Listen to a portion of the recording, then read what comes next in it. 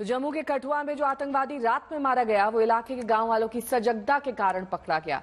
कठुआ के सैदा सुखाल गांव के लोगों ने आतंकवादियों को पहले देखा और पुलिस को उसकी खबर दी। दरअसल आतंकवादी प्यासे थे और शाम से ही पानी की तलाश में गांव के आसपास भटक रहे थे। हमारे संवाददाता ने आतंकवादियों को देखने वाले चश्मदीदों से बात की। स्थानीय लोगों की सूझबूझ के कारण, इनकी अलर्टनेस के कारण सुरक्षा बल मौके पर यहां पहुंचे और एक आतंकवादी को कल ढेर कर दिया गया। हम इनसे भी बात करते हैं। जी आप बताइए, आपका नाम? अश्विनी कुमार शर्मा। आप कहाँ के रहने वाले? यहीं का हूँ। तो कल शाम को क्या हुआ, कब आपने गोलियों की आवाज सुनी और क्या उस समय यहाँ मंजर था? गोलियों की आवाज सुनी, मेरे को दो छोटे छोटे बच्चे दिखे 14-15 साल के। उन्होंने मेरे को बोला कि अशु भैया इधर कोई घूम रहा है बंदूक लेके। तो मैं बाइक पे था, मैं उतर के गया। जब नीचे थोड़ी दूर था तो देखा तो मैंने दो लड़के हैं और उनके पास वेपन था AK-47। पहले मैंने थोड़ा गौर नहीं की कौन है, फिर जब AK-47 देखी फिर मैं चिल्लाया, उधर से भागा। मैं लोगों को, बाजार चौक था ना, चौक पे पब्लिक थी, इकट्ठी थी। मैं चिल्लाया कि भाग जाओ, मिलिटेंट आ गए हैं।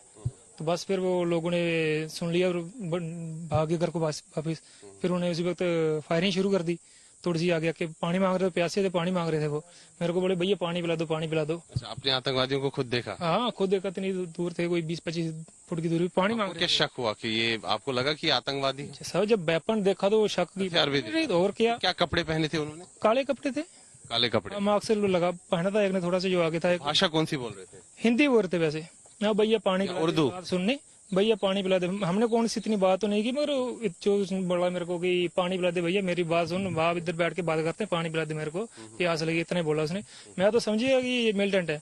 और हमारे गांव के एक बुजुर्ग को भी उन्होंने पकड़ा था उधर खड़ में, नाले में, तो उसको थप्पड़ लगाया, उसको भी बोले पानी लेके आ घर से। वो भी कर आया था पानी लेने के लिए। तो इन्होंने उस समय की लोकेशन मेरे को अपने व्हाट्सएप पे सेंड भी की। जब दूसरी बार इनसे फोन हुई तो फोन पे बात हुई तो इन्होंने बताया कि उन्होंने ग्रेनेड फेंका और धमाका, 2 जोरदार धमाके हुए। वो जो धमाके मैंने खुद फोन से सुने तो उस समय इन्होंने फोन कट कर दिया। इनका एक पास में ही काम है थोड़ा सा, तो उस शेड में ये पूरी रात भर वहां बैठे हुए थे। इनसे फोन से, मतलब यहाँ के जो स्थानीय लोग हैं उनके लिए रात जो है बड़ी, बिल्कुल एक तरह से देखा जाए बहुत ही खतरनाक रात थी। डरे हुए थे, सहमे हुए थे। हाँ, मैं भी सारी रात इधर ही था, इनके साथ था। 8 बजे के बाद 3 आवाज मैंने खुद सुनी थी गोलियों की। वो बड़े धमाके हुए थे 3, और उसके बाद एक छोटी थी, वो 47 की होगी। फिर हम अपने छत पर चले गए। तो फिर उसके बाद कोई 9 बजे के करीब आर्मी की गाड़ियां आई नीचे से सामने दिखाई दे रही थी। जब 7-8 गाड़ियां आ रही थी, मैं गेट के बाहर गया। उन्होंने पास में गाड़ी रोकी आके, एक आगे एक पीछे ऐसे। तो फिर पूछा उन्होंने कि कहाँ पे हो रहा है। मैंने बोला है कोई आधा किलोमीटर 1 किलोमीटर आगे। फिर वो गाड़ियां ऊपर को आई। फिर मैं जागता ही रहा पूरी रात छत पे। पूरा मतलब अगर देखा जाए जिस गांव में ये आतंकी घटना हुई और जो आसपास के गांव हैं, तो लोग रात भर जगे रहे, सहमे रहे, डर में थे। सारे लोग जगे रहे हैं पूरी रात। अभी भी डर है लोगों को? अभी भी डर है थोड़ा। गांव के अगर हम देखें, आसपास के जो गांव है यहाँ पर लोग सहमे हुए हैं, डरे हुए हैं। और कहीं ना कहीं जो इस प्रकार से आतंकवाद अपना सिर उठा रहा है जम्मू संभाग में, लोग चिंतित है। और लोग यही चाहते हैं कि जो आतंकवाद यहाँ पर अपना सिर उठा रहा है, इस आतंकवाद के सिर को जल्द से जल्द कुचला जाए। वीडियो जर्नलिस्ट नीरज कुमार के साथ मैं सुनील भट्ट, हीरानगर, कठुआ, जम्मू कश्मीर, आज तक। और जम्मू कश्मीर में आतंकवाद के पैटर्न पर बात की जाए तो दहशतगर्दी कश्मीर से जम्मू की ओर शिफ्ट होती दिख रही है। खासकर पीर पंजाल की पहाड़ियों के दक्षिण में आतंकवादी वारदात बढ़ती जा रही हैं। जो राजौरी और पुंछ का इलाका 20 साल पहले आतंक मुक्त था, वहां 2021 के बाद से आतंकी हमले बढ़ते जा रहे हैं। जम्मू क्षेत्र में पिछले 7 महीनों में ही 20 और 2 सालों में 35 जवान शहीद हो चुके हैं। इसमें नवंबर 2023 में राजौरी में सेना के 2 कैप्टन और 3 जवान शहीद हुए थे। वैसे जम्मू कश्मीर में ओवरऑल देखा जाए तो आतंकवादी घटनाएं तेजी से कम हुई हैं, क्योंकि 2019 में जहां जम्मू कश्मीर में आतंकवाद की घटना 369 थी, वहीं 370 से मुक्ति के बाद हालात बिगाड़ने की कोशिश की गई। 2020 में दहशतगर्दी की 415 वारदात हुई, 2021 में 460 आतंकी घटनाएं हुई, 2022 में 457, 2023 से हालात में तेजी से सुधार आया, 267 आतंकी घटनाएं घटी और इस साल अब तक आतंक की सिर्फ 62 घटनाएं दर्ज हुई हैं। आतंकवाद की घटनाओं में हो रही तेजी से कभी पाकिस्तानी दहशतगर्दों के धंधे की दुकान बंद होने की आहट देते हैं। खासकर कश्मीर में जिस तरह G20 की बैठकों से लेकर आम चुनाव में मतदान तक के कार्यक्रम बेहद सफलतापूर्वक किए गए, उससे पाकिस्तान, उसके दहशतगर्द और कश्मीर में बैठे पाकिस्तान के आका का धंधा बंद हो चुका है। यही वजह है कि जम्मू कश्मीर में फिर से आतंकवाद बढ़ाने की कोशिश की जा रही है। वैसे आंकड़े बताते हैं कि जम्मू कश्मीर में हुई आतंकवादी घटनाओं में 2019 में देश के 78 वीर जवानों को शहादत देनी पड़ी, जबकि 163 आतंकी ढेर हुए। 2021 में आतंक निरोधी ऑपरेशन सफलतापूर्वक अंजाम दिए गए और 45 जवानों की शहादत के साथ 193 दहशतगर्दों को जहन्नुम पहुंचाया गया। फिर 2023 में 33 जवान शहीद हुए और आतंकवादी मारे गए 87। इसके बाद 2024 के पहले 5 महीनों में अब तक 1 जवान शहीद हुआ है, 12 दहशतगर्द मारे जा चुके हैं। इससे पता चलता है कि जम्मू कश्मीर में आतंकवाद आखिरी सांसें ले रहा है और जम्मू में किए गए बेहद कायराना हमलों में पाकिस्तानी आतंकी संगठन जम्मू कश्मीर में अपना पैर जमाने की कोशिश में लग गए हैं।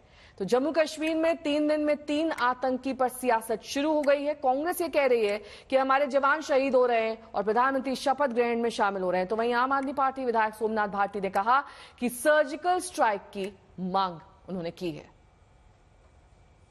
इस देश में सरकार शपथ ले रही थी, नरेंद्र मोदी जी शपथ ले रहे थे, कई राष्ट्राध्यक्ष आए हुए थे हिंदुस्तान में, भारत में। उसी दिन उसी वक्त रियासी में एक आतंकी हमला हो रहा था जिसमें 9 तीर्थयात्री, निहत्थे तीर्थयात्री मारे गए। उसमें कुछ बच्चे भी थे। वो नजारे देखकर हम सबका, आप सबका दिल दहला होगा। उसके बाद लगातार रोज आतंकी हमले जम्मू कश्मीर में हो रहे हैं। क्या ये नया कश्मीर है नरेंद्र मोदी का? इस नए कश्मीर में आतंकी हमले रोज हो रहे हों और प्रधानमंत्री के मुंह से एक शब्द नहीं निकलता हो, वो प्रधानमंत्री जो नवाज शरीफ को तुरंत ट्विटर पे जवाब दे देता है जब वो बधाई देते हैं आपके प्रधानमंत्री की शपथ लेने पर, आप आतंकी हमलों पर एक शब्द नहीं बोल पाते। देश के बड़े विपक्षी दल के नेताओं ने सबने अपनी सहानुभूति भी व्यक्त की, उन्होंने अपनी बात भी सामने रखी, निंदा भी की। प्रधानमंत्री के मुंह से एक शब्द नहीं निकला। ये बहुत ही चिंताजनक है जो हुआ है, क्योंकि इस प्रकार से लगातार अटैक होना करीब करीब डेली बेसिस पे बहुत कुछ हम सबको एक चिंता के दायरे में लाके खड़ा कर दिया है कि किस प्रकार सुरक्षा व्यवस्था हो रही है।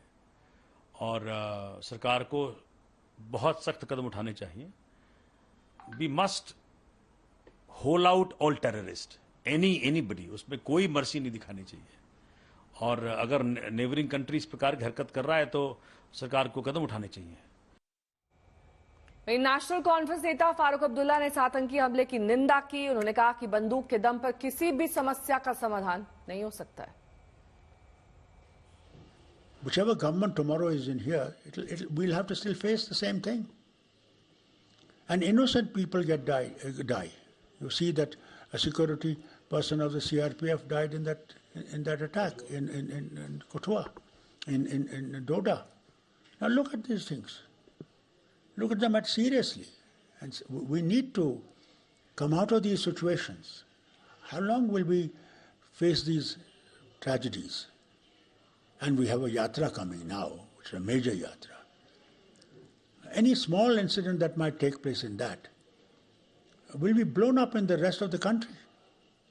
And we Kashmiris are not responsible for these things. We have never favored these things.